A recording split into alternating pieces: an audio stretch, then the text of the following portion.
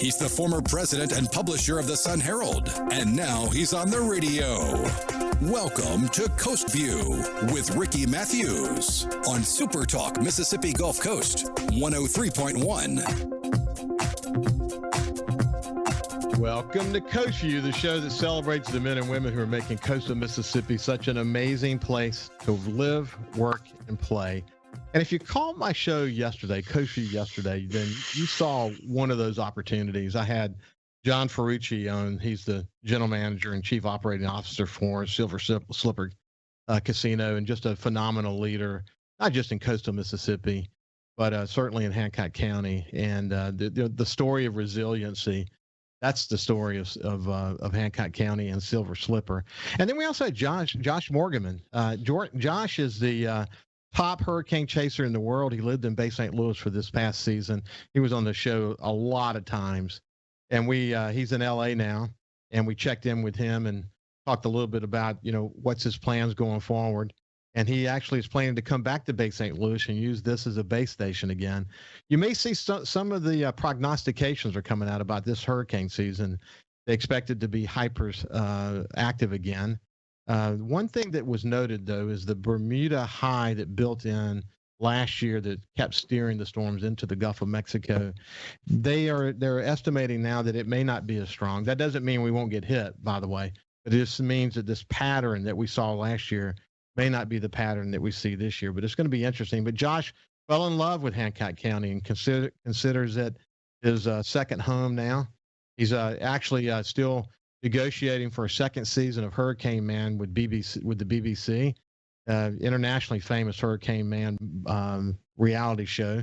But he also mentioned that there's another show that he's working on with a Mississippi producer. It'd be interesting to see where that goes. But whatever happens, if it's the BBC or this American producer, it will be a show that will be actually based in Bay St. Louis. And listen, his show became like the number one hit in Australia. So it will be very interesting to see what kind of attention he's able to bring on his now beloved Hancock County. And speaking of Hancock County, look, I don't typically talk about politics here on Coast View, but I am very interested in watching the events as it relates to the fourth congressional district congressman race that's is beginning to unfold. Because as most of you have heard, there's been an ethics committee report that came out about Palazzo allegedly misspending campaign and congressional funds, and he denies it. But we don't know what's going on behind the scenes. What's the situation? Will there be a referral? Is he thinking about running for re-election? Clearly, I think people see that he may be vulnerable. And hearing the name Clay Wagner. Clay is from Hancock County. He's been with Hancock Bank for many years. Hearing that he's thinking about running, that gives you a real indication that this is going to be a very interesting race. You may have seen a couple of days ago, Republican Mike Ezell, who's the current sheriff of Jackson County, announced that he's going to run. And I've heard several names, actually. Harrison County Board of Supervisor Beverly Martin her name is kind of being bounced about. Senator Bryce Wiggins, I've heard his name mentioned. Public Service Commissioner Dane Maxwell, I've heard his name out there. But if Clay Wagner puts his name in the hat, his grandfather and his uncle Leo Seal, are the ones who sort of built Hancock Bank into the company it became, that ultimately enabled it to merge with Whitney. And Clay's been involved in legislative affairs in Mississippi at the state level and the national level in Washington. And then after the Whitney merger, he's been involved in Louisiana.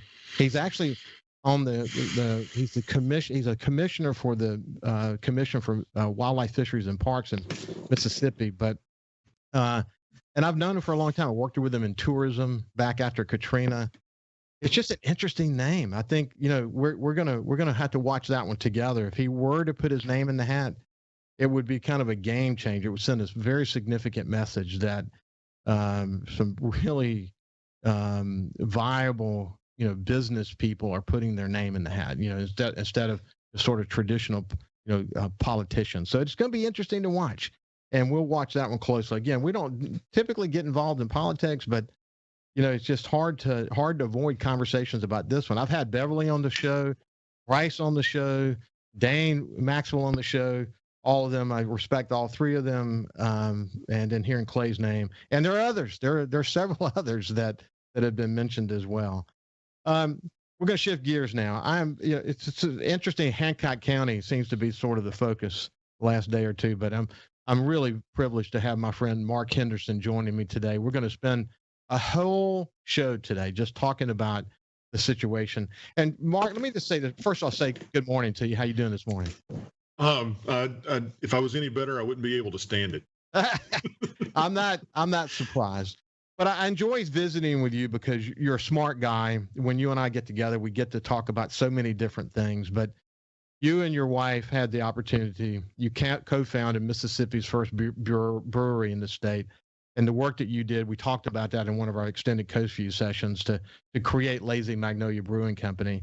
And in the pandemic, we talked about how you've had to diversify what you do to sort of respond to the moment. We can talk a little bit more about that in a second. You started a company called Log Linear Group, and you design sophisticated radar and communications equipment. You actually are a design engineer. You hold multiple technology patents in acoustics and radar equipment. You're an artist, and one of the things I enjoyed talking about when we were together is that you have right brain characteristics and left brain characteristics, and it makes for an interesting guy. And you also care deeply about the community. You're well read. You pay attention to what's going on. So we'll talk a little bit about your business, what's happening.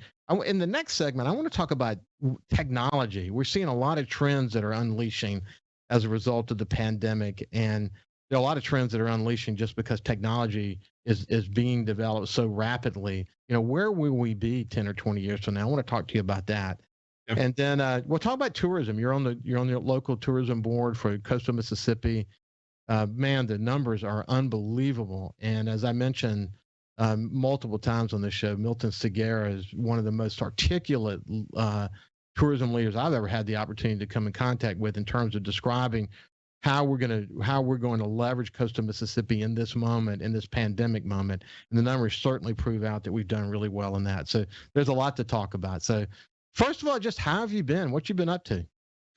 Man, there's like a million things, right? So like any other business, we've been active and engaged in trying to figure out how to respond to the pandemic. What are the products? The market has fundamentally changed. We've at one point, 40% of our business was on premise.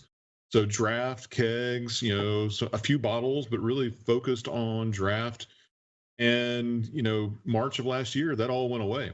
In one day, we went from, probably running 100 kegs a day through the production line to running zero. And we ran zero for 3 months. And you're like, what do you do? I mean, government shutdown hits and you're just like, okay, that could be bad. What people don't really appreciate is that something like a keg, that there's a whole big ecosystem around kegs. And you've got this, stainless steel shell, and you send it to a distributor, and there's a deposit that goes along with it. At any given moment in time, for every keg that is on hooked up to a draft line in a restaurant, there are 5 kegs behind it. And my major concern was what happens when all 10,000 kegs show up at my warehouse next month. I don't have the space. Just the cash hit of saying, hey, look, you're not going to sell anything, but you've got to make good on all the deposits on all those kegs. How are you going to actually dump the kegs that are full? And what are you going to do with the waste treatment? I mean, it was just a disaster. And so we've been working through that. We are now back up. We're running keg lines maybe 2-3 days a week now, filling kegs. So, I mean, we're starting to see the transition happen. We're glad to see vaccines out and people starting to make the transition back into the on-premise kind of communities. So, man, there's just a lot of moving parts there. We also, part of the pandemic is that we come out with new brands and new processes and new procedures, and we try to move those into the marketplace. But there's the supply chain's crazy. You've got, whether it be Winn-Dixie or Rouse's, they do set planning. and they say, hey, look, we're going to give this people a chance with this new brand or not? And in March of last year, they canceled spring sets. We'd spent $250,000 traveling, putting together the presentations, marketing, all of the materials. And then all of a sudden it was all for naught. You're not going to get on the shelf. Everybody's focused, everybody's hunkered down on what they're doing. And man, surviving those kinds of blows, people like to think businessmen are rich. And there are moments like that where you find out just exactly how close to the line you're running. Well, being a small business person requires passion, because if you didn't have passion to drive you, you tell us a very similar story to the decisions you had to make after Hurricane Katrina. And we're tested. I shared this yesterday from Maya Angelou, but she said, I can be changed by what happens to me, but I refuse to be reduced by it. That's right. And, this is an opportunity to respond. But this is Mark Henderson from Lazy Magnolia, the tourism effort for coastal Mississippi, from, Log Linear Group, just a smart guy. We're going to continue the conversation. We'll get on the other side.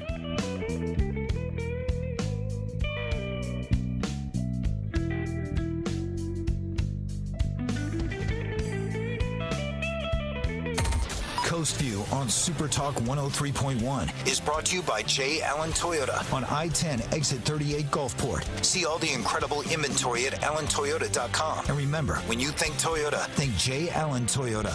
Hey, South Mississippi, it's J. Allen at J. Allen Toyota, and I got something new for you for 2021. It's the J. Allen Certified Collection.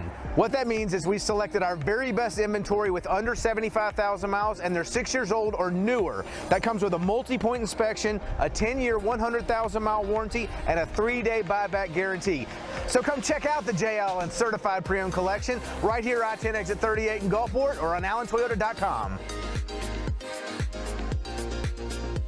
When COVID started, Gulf Coast Business Furniture and Supply began stocking hard-to-find PPE items. When Amazon and other mega internet companies were out of stock or inflating prices, Gulf Coast Business Furniture and Supply was providing local schools and businesses vital PPE supplies at fair prices. When your office needs PPE supplies, office furniture, or products to keep your business operating, consider Gulf Coast Business Furniture and Supply. We sell that too. Buy local. SuperTalk Mississippi. From outer space, visitors from another world. We've had contact with bug-eyed monsters. This is actually a flying saucer. Flying saucer? I'm from another planet. Where late nights are kind of weird. Well, they must have a reason for their visit. The unexplained, the weird, and the downright creepy. Coast to Coast AM with George Norrie. Late nights. SuperTalk Mississippi. If Alexa's part of your life, you've got one more way to access SuperTalk. SuperTalk Mississippi is now available on Amazon Alexa devices. Once enabled, just say, Alexa, play SuperTalk Mississippi at any time and start listening. It's that easy. Just one more way to stay informed and connected with your state. Learn more at supertalk.fm/Alexa. SuperTalk Mississippi. SuperTalk Mississippi. Now available on Amazon Alexa devices. Feeling down? Here's your prescription for a daily dose of good news and positive vibes. Good Things with Rebecca Turner. Every afternoon, Rebecca highlights all the good things happening right here in the state you call home. Daily exposure to Good Things with Rebecca Turner may cause smiling, feelings of positivity, happiness, and even laughter. When you experience these symptoms, tell your friends to listen. Okay. Weekdays starting at 2 p.m. here on SuperTalk Mississippi and now on Amazon Alexa devices. 106.3 Casino Radio is here. Tune to 106.3 to discover all of our must-see attractions and everything that's happening at our 12 incredible casino resorts. Where to eat, where to stay, what to do, and where to play. 106.3 Casino Radio has you covered with everything you need to know to help make your visit here to the coast one you'll never forget. Turn on 106.3 Casino Radio or listen now on our website, casinoradio1063.com. Talking to the people that help make the coast such a unique place to live. This is Coast View with Ricky Mathews on SuperTalk Mississippi Gulf Coast 103.1. Welcome back to Coast View. We're having a terrific conversation with Mark Henderson. He's a good friend of Coast View, just a smart guy, someone I really enjoy visiting with. And he's the kind of guy that if we ever get this opportunity, I'm sure we will soon, sit down and have a Lazy Magnolia Brewery beer and just talk about life, that we may be 5 hours into a conversation because there's so much to talk about. We could never get it all covered here on Coast View. But hey, when I went to break, you were talking about the challenges you were facing, and I read this quote from Maya Angelou. In a lot of ways describes who we are as coastal Mississippians, but it said, "I can be changed by what happens to me, but I refuse to be reduced by it." You know, that's a powerful statement for an entrepreneur to hear, isn't it? No, I mean, the challenges are every day. I mean, just the other day, our government decided to give everybody a bunch of money and to extend unemployment and do all those kinds of things. And on that first day, as soon as it showed pending in accounts, I had 3 people not show up to work. And I mean, that message is all across the coast, right? And so, you know, the challenge is that we've done everything right. We kept our people employed, and we ran all the way through the system. And now when things are actually coming back and we need them the most, some of them just cannot help but let us down. And you're just like, man, you know, what do you do? I mean, do you wallow in that and go, what am I going to do? And do you give up? But no, that's not who we are down here. We get right back up on the horse. It's not who you are. It's not who your wife is. But in order to do what you do, you really have to have a passion, not just for a thing, but for entrepreneurship, because entrepreneurship means responding to the market situation. And it may mean diversifying. It may mean coming up with new products. It may mean a new marketing approach. It may mean a host of things. Yep. But without the passion for it, it would be hard to do it, wouldn't it? It's hard to do it with the passion. Yeah. I mean, people, man, it would be impossible without the passion. If you did not believe strongly, and, you know, to me, Lazy Magnolia is even deeper than just the brand and the liquid that we work on. I mean, we love the beer. We love what we're doing. But, man, we try to tie and couple in very, very closely to our community. And, you know, in times like this, when we're on the backside of a pandemic, everybody comes together. And restaurants, you know, we're out there trying to sell tap handles and, you know, get everybody on board with what we're doing and some of our new brands. And man, the response has just been absolutely insane of people going, yeah, man, y'all have been there with us. Y'all understand the pain we have been through, and we're going to support you moving forward. That's incredible. So what's been going on the radar technology side of your life? So continue to work on that project. We actually have been doing more recently a respin, kind of a technology refresh for the existing technology that sits on C-130s. So years ago, right, we designed a series of boxes that go on C-130s. They collect, you drop GPS signs out of the back of the aircraft. They fall to the ground. You track them using GPS, and then calculate exactly where someone will drive, you know, in the sky. There's a little, you know, virtual donut in the sky, and the pilot drives through it. Green light comes on the back and kicks it out of the back. And so one of the things is, you know, sometimes you're working on, you know, way out there technology, and sometimes you're back at home just going, how do we make the stuff we got right now continue to work?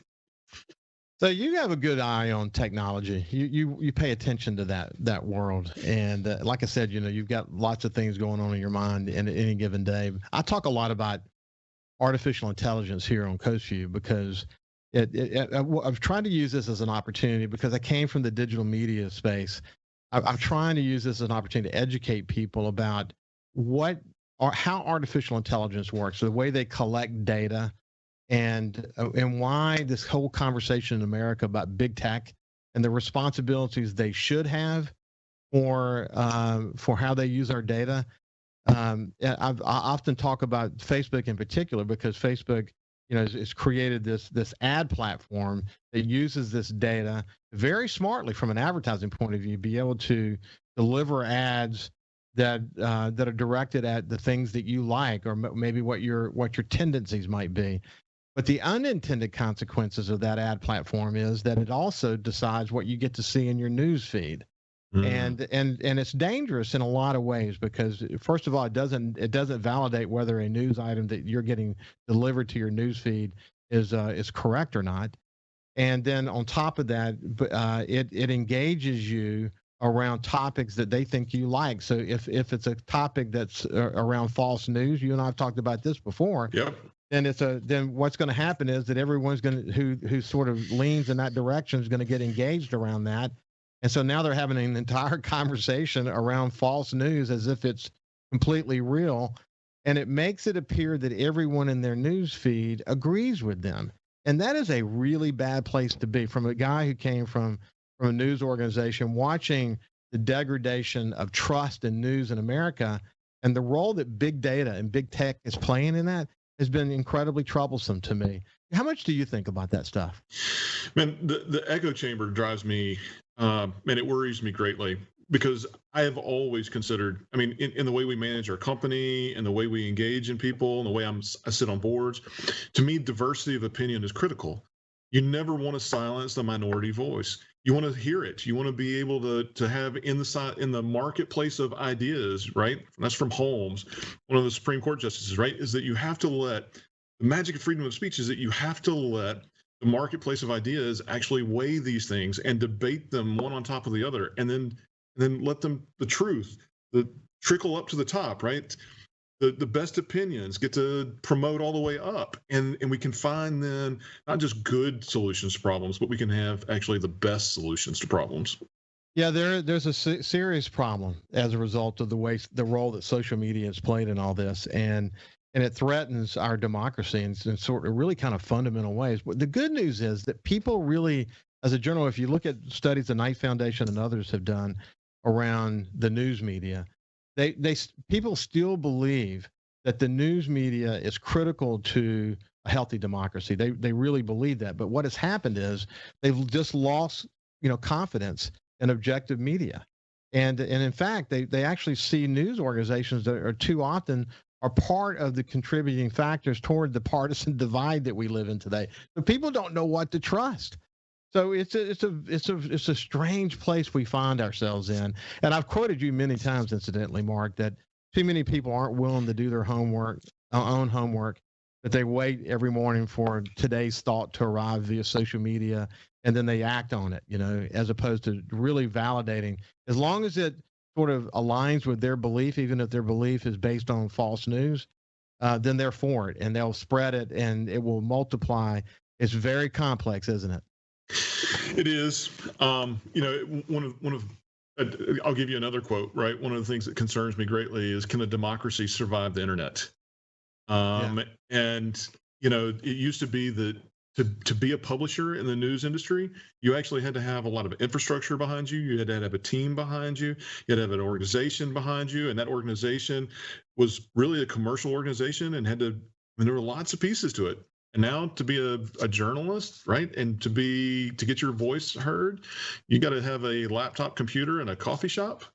Yeah. And then the craziest idea gets the clicks, and you're just like, no, it's not good. I subscribe to a newsletter called Thinker. I don't know if you've ever heard it before. It's THINKR, not E, but R, Thinker. And what it does is it's really thoughtful. It takes books and things that have been written by people all around the world, really good thinkers, and it gives you key insights from the reading of those things. And there was one that got shared in the last couple of days. It was a book by Douglas Murrah, Murra, and the name of his book was The Madness of Crowds, and then it had gender, race, and identity. But it said this. I think he's a British commentator and editor of The Spectator. But one of the things that he said is that we're in the midst of a series of swift and turbulent cultural changes. This is the way Thinker kind of boils it down.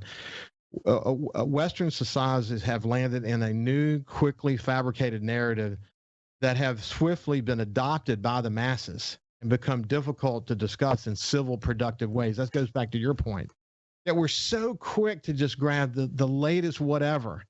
And again, because it aligns with what our thinking is, we just jump on it. And then we can't have a conversation about it, because if you have a contrary point of view, you'll get slammed by it. So we not only have a problem with these turbulent cultural changes happening, but we're not able to have a conversation about it. We're not able to talk about it in intellectual ways that will derive a better outcome for society.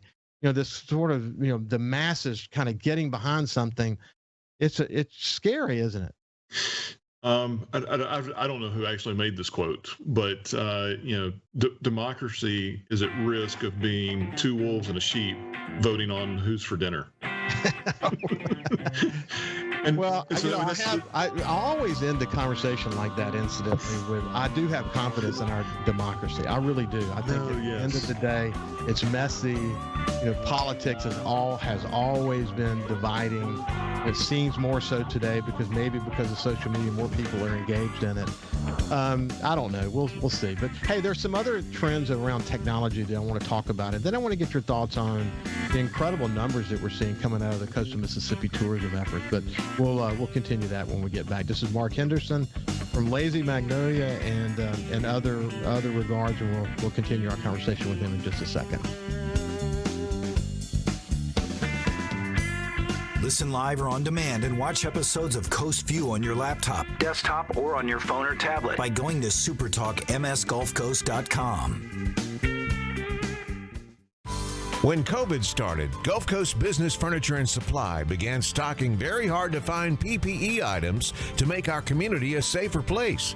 When Amazon and other mega internet companies were out of stock or inflating prices, Gulf Coast Business Furniture and Supply was providing local schools and businesses vital PPE supplies at fair prices. They were even sending thousands of dollars of PPE supplies free to local schools in need with help from other local business leaders.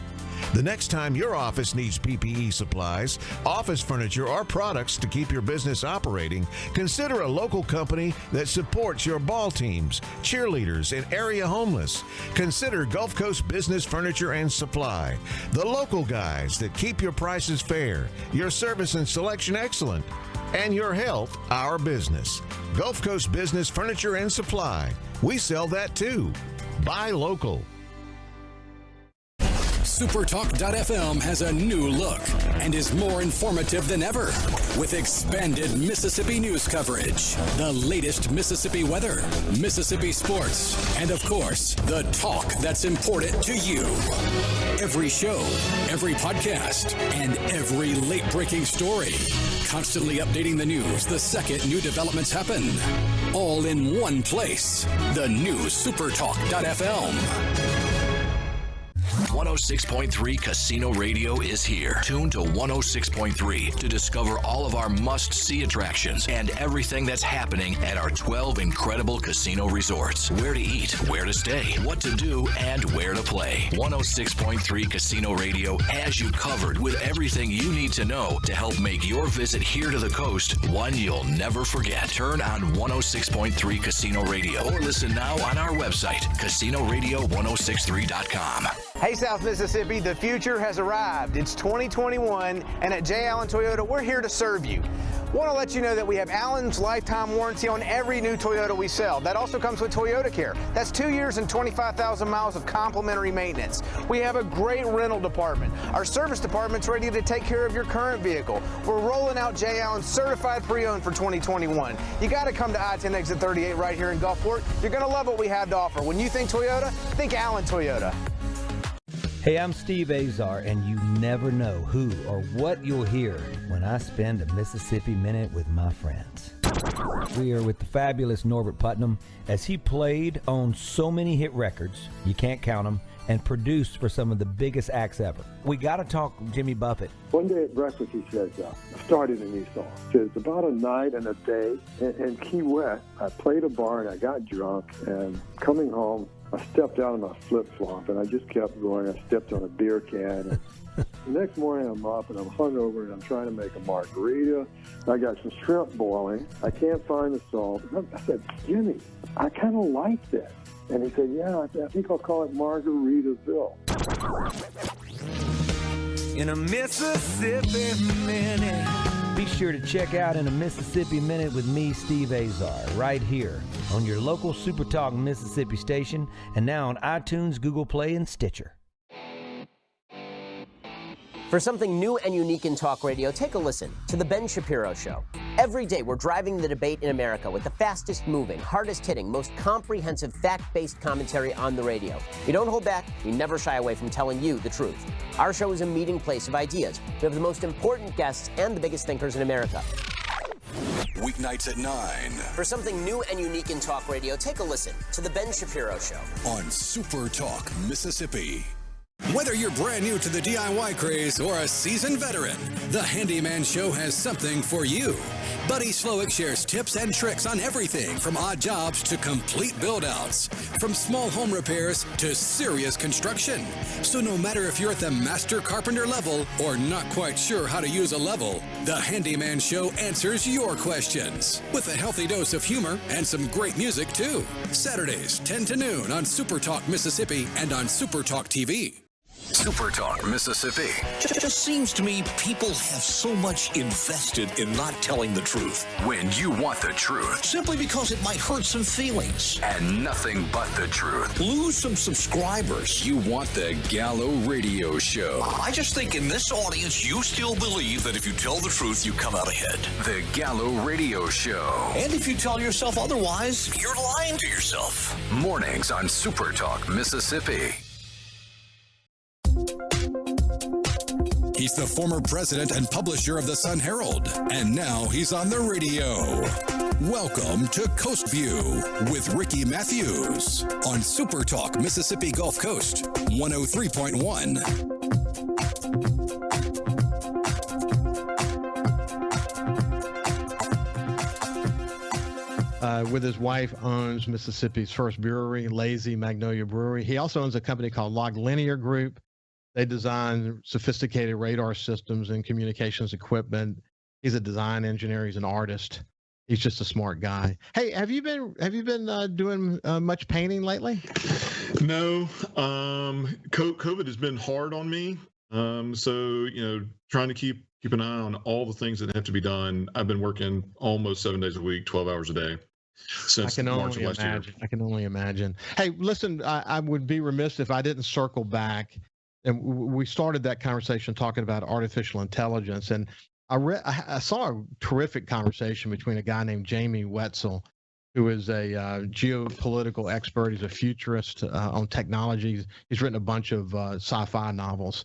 But he had a conversation with Joe Rogan about, where is technology going to be 10 or 20 years from now? And one of the points that he made is that one of the most fundamental changes that we're going to see, because technology is moving at light speed while the human brain is not, I might add. So that's, as a lot of people are concerned about that for a matter of fact. But anyway, he said the biggest change is going to be predictive genetics, that we're going to have the ability when someone is born to do genetic tests and be able to tell a parent that a genetic problem that's been dormant for multiple generations has reoccurred, and here's what it is.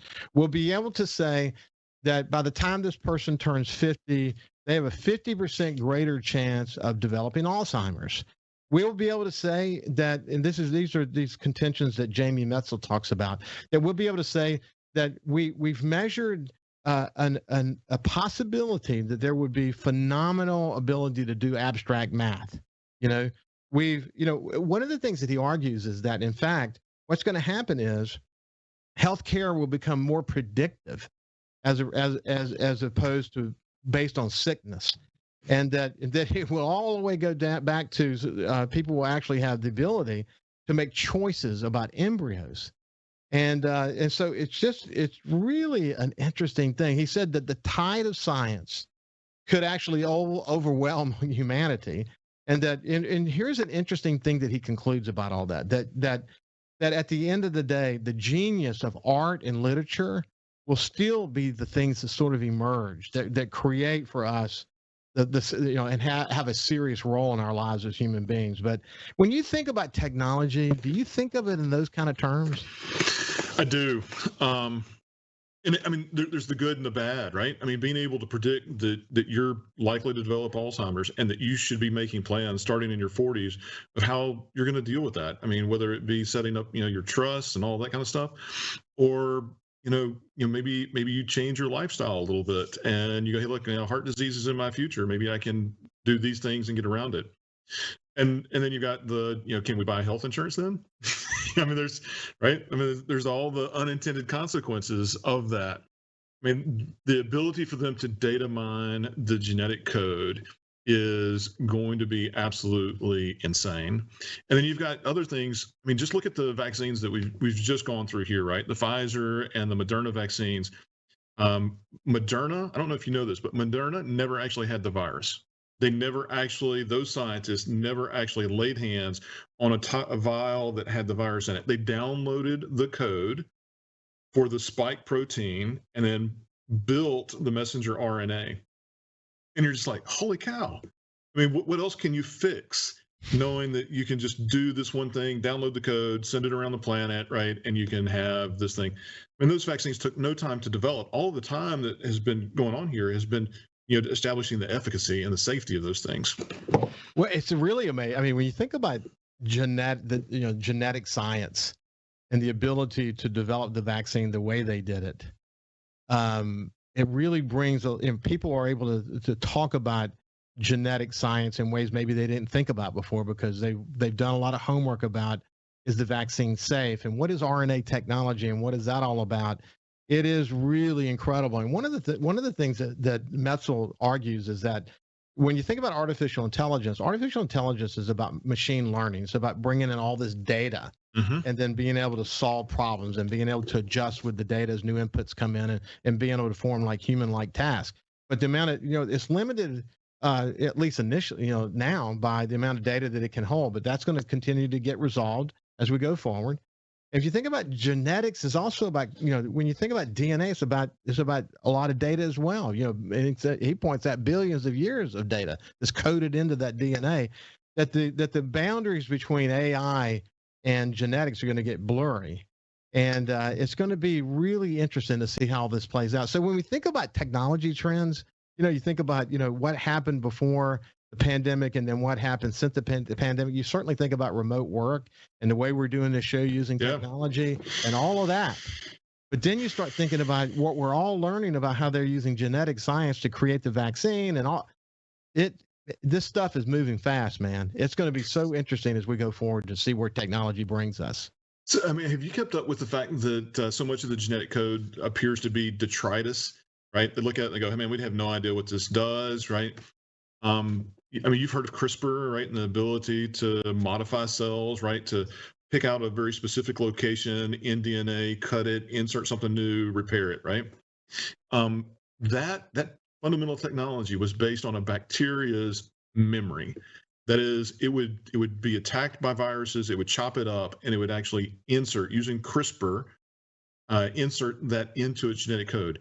And we've talked about, you look at just society and plants and animals and their ability to, weaver birds to build these crazy nests, never having been taught.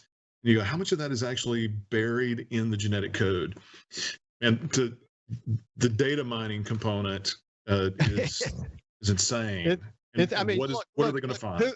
Who and what we are is baked into our genetics. That's right. So, certainly the environment have a lot to do with it. Parenting have a lot to do with it. But one of the things that Metzel says, that we're going to actually be able to demystify what it means to be human. And it's going to be very interesting. And this is all happening so rapidly, Lauren. Hey, other trends, and we don't have time to talk about them, but I think it's interesting that Facebook has 10,000 employees working on augmented and virtual reality. I mean, what's going to happen there is going to be unbelievable. Augmented is taking your reality and then making other things appear in there. Okay. Right. Virtual reality is completely changing what you see. It's a completely virtual reality. But that's 20% of his workforce. They would not have that number of people engaged in that if they didn't think that the technological changes associated with that were going to be unbelievable going forward. Do you give much thought to that? So my son plays Minecraft. And he's got a good friend, and they play Minecraft together, and they are building virtual worlds, and it's all very blocky right now. What happens in the future? I mean, trying to keep your children and people engaged in the community and in the world, and learning to play piano and doing, art and engaging in those activities. And you look at it and you go, he's building a virtual world here all on his own. I mean, that's still art. I mean, still expressive, and there's a lot of things there. I've got a good friend who's actually at Facebook, and he works in the virtual reality department. He's actually one of the programmers on the virtual reality headset. And him and I have had some just crazy conversations along the way about where that is headed. It's going to be really incredible. Anyway, we'll shift gears. I'd like to spend the rest of the time kind of bringing it back to coastal Mississippi for a second and talk about, when you look at Mississippi, number 3 in the nation in terms of recovery, economic recovery after the shutdown, you see that tourism drives a big portion of that. And you look at that as the Mississippi whole, and you see the role that coastal Mississippi plays in that. And then you really come to the conclusion that coastal Mississippi, not just because of Ingalls and Stennis, but because of tourism, is an economic driver for the rest of the state. It's important that we remain healthy. If we are healthy, the state remains healthy. Within that context, because of the pandemic, maybe people understand that more than they used to. But the role that coastal Mississippi played in identifying strategically and tactically how to respond to the pandemic, because of 80% of the people coming here in cars, that was a remarkable sort of place to land, to set your feet as you began to think about where you were going to go from here as it relates to the pandemic, wasn't it? So, I mean, it was amazing to me to watch Milton work. So, I mean, for people who don't know, Milton Cigar, our executive director, CEO, right, of coastal Mississippi and the Regional Tourism Board. And man, he hit it almost immediately going, hey, look, we've got to get some data on how people are going to respond. What is it that they're going to be looking for? And the other thing that he did almost instantly was like, all right, if Congress is actually putting some money against some of these problems, how do we go get our fair share of it? And Milton got together with the other DMOs across the state, went to Jackson, argued. Coastal Mississippi got almost $4 million. Yeah. Now, and we had to spend it in 3 months. Which was absolutely you to understand what are the tactics that are going to enable us, and how are we going to measure the accomplishment of those tactics against that helps us to reach the overall goal.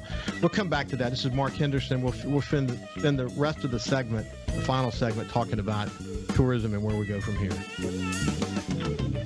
You can also listen live to SuperTalk Mississippi Gulf Coast 103.1 on your Amazon Alexa devices. Once you've enabled the skill, just say, Alexa, open SuperTalk Mississippi Gulf Coast. 106.3 Casino Radio is here. Tune to 106.3 to discover all of our must-see attractions and everything that's happening at our 12 incredible casino resorts. Where to eat, where to stay, what to do, and where to play. 106.3 Casino Radio has you covered with everything you need to know to help make your visit here to the coast one you'll never forget. Turn on 106.3 Casino Radio or listen now on our website, CasinoRadio1063.com. Hey, South Mississippi, it's Jay Allen at Jay Allen Toyota, and I got something new for you for 2021. It's the Jay Allen Certified Collection. What that means is we selected our very best inventory with under 75,000 miles, and they're 6 years old or newer. That comes with a multi-point inspection, a 10-year, 100,000-mile warranty, and a 3-day buyback guarantee. So come check out the Jay Allen Certified Pre-Owned Collection right here, I-10 exit 38 in Gulfport, or on AllenToyota.com. SuperTalk Mississippi. Just seems to me people have so much invested in not telling the truth. When you want the truth. Simply because it might hurt some feelings. And nothing but the truth. Lose some subscribers. You want the Gallo Radio Show. I just think in this audience, you still believe that if you tell the truth, you come out ahead. The Gallo Radio Show. And if you tell yourself otherwise, you're lying to yourself. Mornings on SuperTalk Mississippi. When COVID started, Gulf Coast Business Furniture and Supply began stocking hard-to-find PPE items. When Amazon and other mega internet companies were out of stock or inflating prices, Gulf Coast Business Furniture and Supply was Spend a Mississippi Minute with my friends. We are with the fabulous Norbert Putnam, as he played on so many hit records, you can't count them, and produced for some of the biggest acts ever. Norbert, Elvis. And I want to tell you about Presley. He had two different voices. He would sit and talk to me in a very calm, low voice. And we were at Stack's one night, and we were having lunch. We always had lunch at midnight because he was nocturnal. We sat there and we have our sandwiches, and at 1 o'clock, he looked up. He said, "Hey, Put, come on, it's time for me to go beat Elvis." And he stood up, and a much deeper voice, he put on his macho voice. Hey, fellas, it's 1 o'clock. Let's get cracking, okay? In a Mississippi Minute. Be sure to check out In a Mississippi Minute with me, Steve Azar, right here on SuperTalk Mississippi, Amazon Alexa, and now on iTunes, Google Play, and Stitcher. Talking to the people that help make the coast such a unique place to live. This is Coast View with Ricky Mathews on SuperTalk Mississippi Gulf Coast 103.1.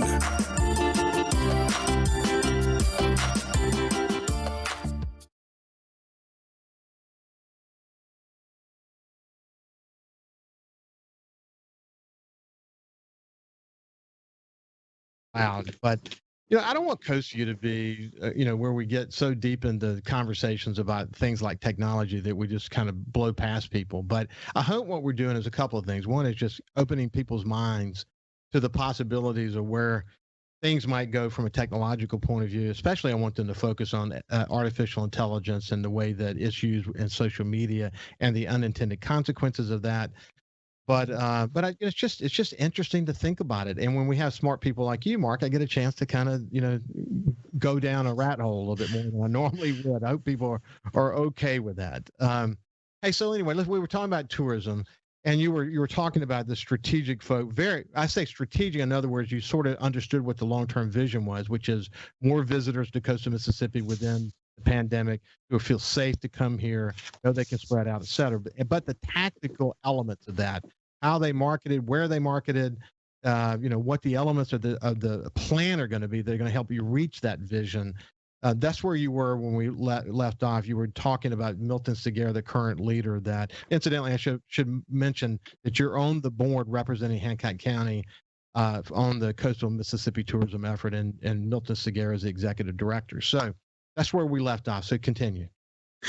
Yeah. So, as soon as the pandemic hit, there's just a variety of things that Milton did. There was things that staff had on the staffing level that had to happen. And one of the things that just impressed me immensely is that Milton was actually due a raise at that moment in time, and he deferred it. And he said, hey, look, you know what? I'm not going to take it. We're going to put this off until things get recovered and that we can start to imagine what this was going to look like. But he did all the right things. He went and got the data that said, hey, look, people are going to be concerned about a destination promise. They need to know that they're going to be safe here. Part of that was to set up a whole group of people, focused on how to communicate to the business community about what to do, right? So, there's a training component of there that brings everybody together and says, hey, look, here's how we're going to convey that destination promise to people. This is how we're going to ensure that it actually happens.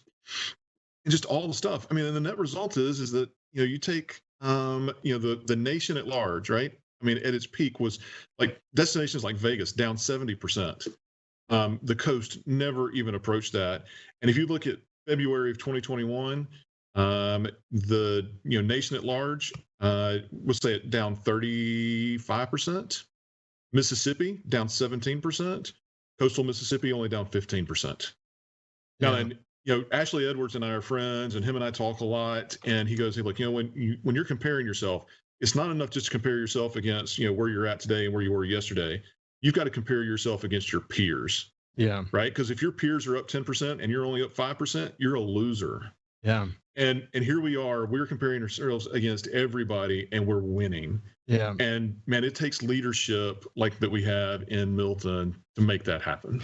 Well, I've enjoyed my visits with him. And as you know, I led the tourism planning efforts for the Governor's Commission after Hurricane Katrina, and was really pushing sort of this regional approach to tourism that I felt so important, that Hancock, Jackson, and Harrison County joined together with one massive, important tourism effort with a leader, in this case, Milton Segura, that could lead the effort. And I really like kind of where we are. I like the way that we've moved this ball forward. I know that it's never exactly perfect, and there's a lot of politics and boards and different jurisdictions, and it's complicated. I get all that. But when you boil it all down, I'm really pleased with what I see. So, regionalism is a great idea, and it works. So, here's a great example, right? The money that funds our tourism efforts actually comes from a hotel tax. And that's actually by design, because we want people who are visiting our community to actually be paying to promote it to them again, but also to other people. So hotel taxes are the right way to pull that money in so that we don't tax our local population to do these kinds of activities. The downside of that is that you take Hancock County. Hancock County doesn't have any hotels. We're a third swamp. We're a third Stennis buffer zone. And so there's just not that much place. Now, then on the other side, we bring so many attractions, sport fishing, right? The marsh. You've got Bay St. Louis and the art community there, right? You've got the Kill and Lazy Magnolia, not putting a plug, but right. I mean, we've got all of these attractions, and that's true across the entire coast. And one of the things, I mean, regionalism is, man, it's so, it's like an eggshell, right? I mean, it's a thin thing. And you go, man, it's so easy to break. So historically, for example, our board has been run really on consensus, and here recently, right, there's been some changes that people have made, and the other day, for the very first time ever, we had a vote that went 9-6. There are 9 Harrison County members, and there are 3 from Hancock and 3 from Jackson, and it was a change to our bylaws, and it basically said that instead of rotating presidencies throughout the counties to maintain regionalism, Harrison County has always maintained the ability to do whatever they want to do. They certainly generate the predominant amount of the hotel tax. But now, I mean, rotating the presidency just allows a diversity of opinion and to build us all up and to make sure that we all feel connected and that we're all engaged in the process. And now it's under threat. The bylaws change that just happened said that Hancock County will be president once every decade. Once in a decade. 10 years? Once every 10 years? Once in a decade. Wow. And you're like, man, that's not regionalism. Yeah. And so I encourage people to reach out to your public officials and let them know that regionalism is important. It is the right way to do it. Our competitors and places like Nashville has one CVB for the entire county and an entire region. And they all sing from the same sheet of music. They're all engaged in the process. And I've had Bruce Spearden from the Nashville CBD on my program before. We're getting to the end of the program now, but we'll talk more about this going forward. But regional tourism is extremely important, and the way it was set up gave the most number of votes to Harrison County for a reason. It would be unfortunate to use those votes, though, to further undermine the intent, which is regionalism. If you had a strong leader in Jackson or Hancock County that had the opportunity to lead, if you had bylaws that said he couldn't or she couldn't, that's not a good thing. So hopefully we can have a conversation about that in the community and not let that get in the way of what has been tremendous success. Hey, Mark, thank you so much for spending time with me, buddy. Appreciate it. Thanks, Ricky. It's been a pleasure. Mark Henderson from Lazy Magnolia, just generally a smart guy. We'll have him on more often. He's someone we should be talking to more regularly. We'll see you soon.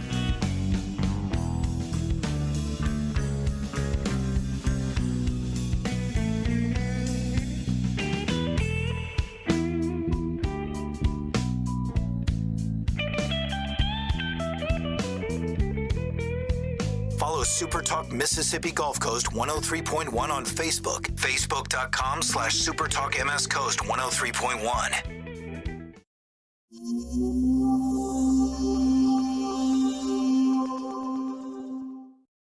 When you listen to SuperTalk